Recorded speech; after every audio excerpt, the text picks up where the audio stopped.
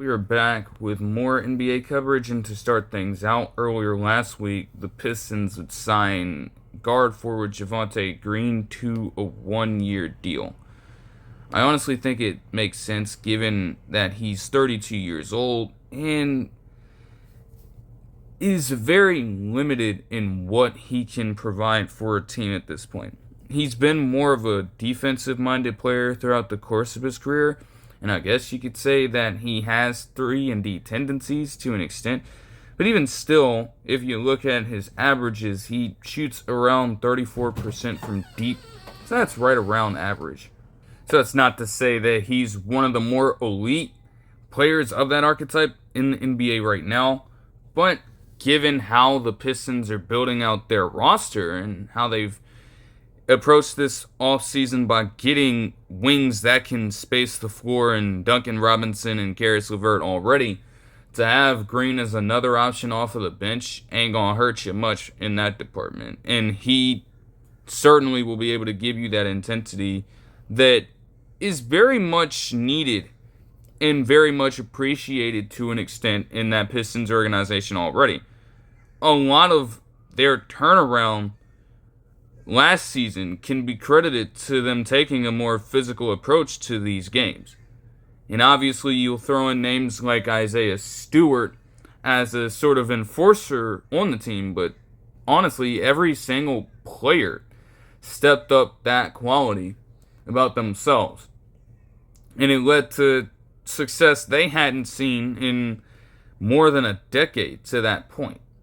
So it seems like after almost a decade of just being completely terrible without a lack of any fucking culture whatsoever, maybe the Pistons, compounded by a move like this, but really over the past couple of seasons, have just been trying to lean in that sort of direction, getting back to that traditional way. Because when the Pistons were at the peak of their powers in the mid to late 1980s and the 2004 championship run to get an NBA Finals win there, they were prided on their physicality.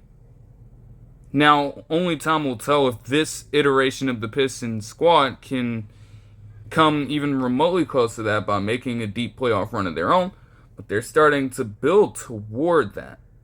And that's important to see those signs early rather than not have anything to go off of in the past few years. Now, what's really important to mention is that Green, again, given all of those limitations, he needs to be coming off of the bench. Now, I'll throw this out for reference. In the 23-24 season, he averaged 12.2 points per game with 7.4 rebounds per game and 1.1 steals per game on 60% shooting and 37% shooting from deep. Now, you're thinking with an average like that he very much could be starting or be a highly important player on that roster in terms of the overall rotational minutes that he could log. And while that number would bode well for most players, what you have to keep in mind when looking at that for Green is that in that season, he played in just 9 games and started in 5 to put up those averages. When he's been a season-long starter, his numbers have obviously looked much lower than that. And he's not going to command a lot of overall minutes. But again, you're looking for all of the effort plays that he can provide for you. You're looking for all of the intensity that he brings in that role. This man is heralded as a defensive force. He's only 6'4" and 205 pounds. And yet, against much bigger opponents in some cases, he's given them a run for their money. Just breeds physicality. And to have a veteran be able to take on that role and kind of continue to spread that attitude throughout the younger players on that organization, it's only going to amplify their growth once they get into these high stakes situations. So, from that perspective, it's a very good move. It's definitely a rental to say the least, but it is one that could certainly just be a pivotal one for their future. And that is what you're banking on when making short-term signings like this. If it just pays off instantly and has some kind of lasting effect, you've definitely won the deal. Let's see if the Pistons can do it. But it's a solid pickup. The Knicks would hire Hornets assistant coach, I believe, Chris Jent, as an assistant head coach to serve alongside Mike Brown. Now, to be honest, I'm not all too familiar with Chris Jent, but it does make sense for the Knicks to go out and look for a new new person to assist Mike Brown in his duties. Because if you're going to remove the head of the snake in Tom Thibodeau, why would you have Mike Brown implement the same coaching staff and expect any different result? Now, again, in the Knicks case, it wouldn't necessarily be a bad thing because, again, you lost in the conference finals. Like, even if they wanted to reach the NBA finals, the fact that you got that close makes you a lot better off than pretty much all other 13 teams, well, 12, at least 12 of the teams in your own conference last year. Like, you had a very successful season. So, maybe there's no problem with staying content. But, again, that is why Thibodeau got out of there in the first place, after all. All of the stubbornness in terms of overplaying your players and exposing them to a tremendous amount of wear and tear because of the minutes you were giving them consistently. That is why he's gone. And the assistant would naturally pick up on the same thing. You have multiple assistant coaches here, so obviously Chris Jent is just going to be one particular move. I don't know if all of these people on the staff are staying. Like, I guess you have, for player development, Dice Yoshimoto last season. For scouting, you had Greer last season. You had Mo Cheeks, Mark Bryant, Andy Greer, Daniel Brady, Darren Erman, Rick Brunson, and Othella Harrington. It would be interesting to see who exactly Jent is taking over for in this case and who exactly they let go. I can tell you right now, given the fact that they literally lost a draft pick because of tampering in this regard, there is no shot in hell that Rick Brunson is going anywhere at all. So he's obviously going to remain. But I do wonder exactly who's going to go. Now again, some of these very same people could end up staying as well. But you want to revamp this room as best as you can. Because you just can't guarantee that Mike Brown is going to have familiarity and instant chemistry with every single person in that room. And yes, he's got to work on getting the players right. But at the same time, as a head coach, it starts with your own work behind the scenes with your staff. If that isn't in order, you're not even going to be able to do your job efficiently in terms of supervising the players and making sure that they're on their P's and Q's. When it comes to all that you need in terms of training for basketball games and all of the drills, all of the practices, all of the specific diet regimens that may come with it for certain people. You can't ensure that all of that is in check if you don't have full control or at least a full recognition of how your staff operates and what exactly they are doing to potentially help the team in their own way. So yeah, Jent could have a potentially large pair of shoes to fill, depending on who they let go from last season. But again, they're going to have to hit the ground running immediately, figure out what schemes they're trying to implement, and honestly, even further than that, get to know each other first. Like, yeah, you are certainly trying to craft immaculate game plans on a consistent basis, but you also got to have an understanding of the person that you're working alongside as well. Only then are you going to be able to determine whether or not this is going to truly work for the improvement of the team and the benefit of both of their respective careers. There would be an update pertaining to the $6.1 billion sale of the Celtics franchise to Bill Chisholm. Obviously, that was reported on a lot earlier in the postseason, actually, as everything was getting underway with the conference finals and then the NBA finals. So the situation is that in terms of who retains the rights to the governor's spot in the organization, it actually will no longer be Wyc Grousbeck, and instead will be Bill Chisholm taking over rights as the governor of the organization. And honestly, I can't be surprised by that update. I mean, typically when you have these people getting access to an organization of high valuation, they are largely going to want to be in not necessarily the spotlight, but they're definitely going to want to take on some of the more important roles in the organization.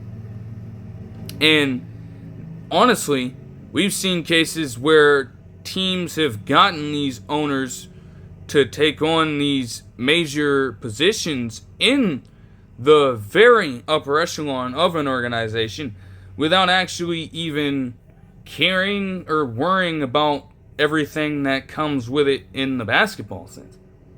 Like, the way that some of these owners operate, they are literally just in it to hike up the value of the organization and then just pass it on to the next buyer. They don't really give a damn about all of the intricacies of the game itself.